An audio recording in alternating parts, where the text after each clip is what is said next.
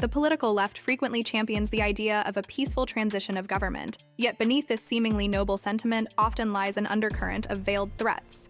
During Donald Trump's first term in office, California was often seen as the heart of the so-called resistance, frequently battling the president's policies. And today it appears the state is set to become the face of that resistance again. Governor Gavin Newsom says he wants to make sure California values are, in his words, Trump-proof. So he's called for a special session of the legislature to create a strategy, particularly emanating from influential strongholds like New York and California. Moving forward is indeed essential. But true progress is impossible if we ignore the pervasive corruption embedded within our governmental structures. We fought to prevent a question about citizenship from being on the census because we were concerned about the impact of funding, the lack of funding to the state of New York and how it would affect these programs.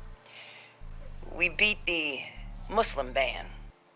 We stopped the dismantling of the United States Postal Service. We challenged anti-LGBTQ+ efforts. We safeguarded key environmental policies, and we protected access to reproductive care, and we protected the right to organize. We worked around the clock to defend these basic rights with our Democratic colleagues across this nation. So as you can see, we know their playbook. If you try to harm New Yorkers or roll back their rights, I will fight you every step of the way. You come for my people, you come through me. Real reform must start by dismantling the judicial strongholds where lawfare has been wielded as a weapon, especially against President Donald Trump and his supporters. These legal battles have little to do with justice. They are thinly veiled vendettas designed to punish dissent under the guise of lawful action. In California, for example, state officials have been working for months to Trump-proof the state. State prosecutors have proactively written briefs to challenge many of the policies that they expect Donald Trump to pursue. Governor Gavin Newsom on Thursday called for a special session of the California legislature to safeguard California values as the state prepares to raise legal hurdles against the next Trump administration. Here in New York, the governor, Kathy Hochul, the attorney general, Letitia James, announced an initiative to protect New Yorkers' rights under a plan called the Empire State Freedom Initiative.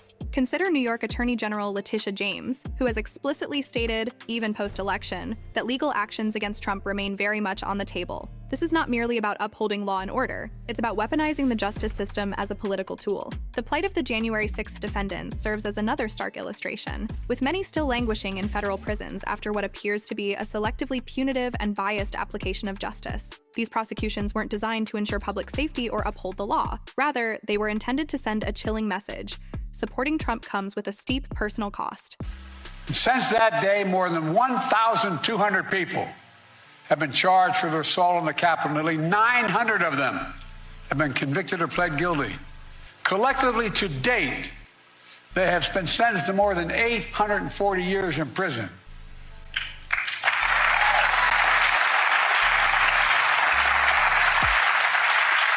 Elon Musk, in a recent interview with Tucker Carlson, underscored the stakes of such dissent, alluding to the retribution awaiting both Trump and himself should they continue to challenge the establishment.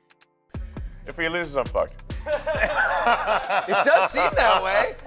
You can't just be like, Yeah, I'm like, how long do you think my prison sentence is going to be? Do you think? Will I see my children? I don't know. Musk suggested that if Trump were to lose his standing, imprisonment would be almost inevitable, a stark reminder of the risks associated with defying the prevailing powers. Lawfare, in this context, is insidiously effective precisely because it operates under the illusion of the rule of law. It isolates, overwhelms, and economically drains its targets, stripping them of the resources necessary to mount a defense. I mean, they'll try to pass laws. They'll try to prosecute the company, prosecute me. The amount of lawfare that we've seen taking place is outrageous. There are many examples, but like the Department of Justice, for example, launched a huge lawsuit against SpaceX for failing to hire asylum seekers. Now there's also a law called International Traffic and Arms Regulations that because SpaceX develops advanced missile technology that can be used in nuclear ICBMs, that we have to be very careful with who we hire, and we can only hire someone if they're a permanent resident or a citizen. That's what the ITAR law says. then there's another law that says that you cannot discriminate against asylum seekers. So we're damned if you do, damned if you don't.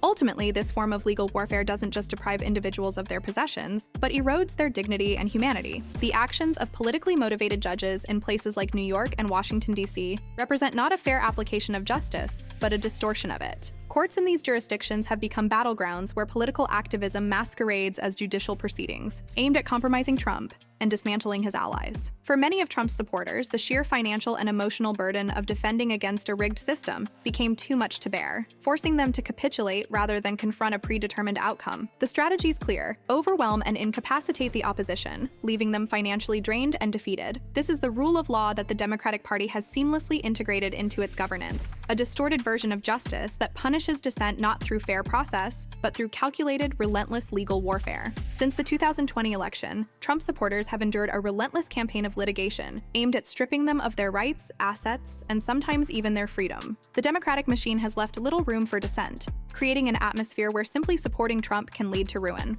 Those who stood firm are true patriots, willing to risk everything for their beliefs. For others who may have wavered, now is the time to find the resolve to stand up. Musk's declaration of full support for Trump reflects a commitment to fighting for his principles, regardless of the consequences. Each of us must ask ourselves, are we willing to stand for what we believe, or will we remain silent? The notion that we should simply move on from the actions of the Democratic elite is not only naive, but dangerous. Real progress cannot come at the cost of justice. We must demand that the same standards of accountability applied to ordinary citizens also apply to those in power, from prosecutors to judges. These officials should not be allowed to hide behind the shield of bureaucracy, evading responsibility for the lives they've disrupted for political gain. The left's portrayal of Trump as an authoritarian figure akin to historical tyrants is a deliberate attempt to deflect from their own actions. They label dissenters as threats to democracy. Donald Trump and the MAGA Republicans represent an extremism that threatens the very foundations of our republic. When in reality, these individuals are defending the very foundations of the Constitution. If we are to restore faith in our institutions, we must address the corruption deeply rooted in these democratic strongholds. The judiciary, currently manipulated as a tool to silence opposition, needs fundamental reform to restore its role as an impartial arbiter of justice. The weaponization of the Justice Department and other governmental bodies has done more than instill fear. It has facilitated the erosion of our culture, the unchecked influx of migrants, and the decline of our national identity. These issues are not isolated. They are symptoms of a systemic failure within institutions originally established to protect us. Unless we hold these bureaucrats personally accountable, they'll continue to misuse their authority for personal gain. Simply removing them from office without stripping them of their pensions and benefits does little to address the harm they've inflicted. True progress demands that we address this corruption on an individual level. Each official who has weaponized their position for personal or political gain must face the same bureaucratic labyrinth they've imposed on others. This is not about revenge, it's about restoring justice and rebalancing the scales. We cannot tolerate a double standard where the powerful play by one set of rules while ordinary citizens are subjected to another. The elite have perfected a playbook of projection, accusing others of the very actions they themselves commit, using lawfare to isolate and silence opposition. To counter this, we must stop playing defense and adopt a proactive stance, ensuring a justice system that applies the law impartially to all. Moving forward shouldn't mean preserving the status quo. It should mean pursuing the greatest good for the majority of Americans. Over recent years, we've seen the catastrophic effects of centralized power and wealth, and it is our responsibility to prevent this descent into authoritarianism from continuing. It's time to break the cycle of abuse within our institutions and reclaim the principles that have long defined our nation.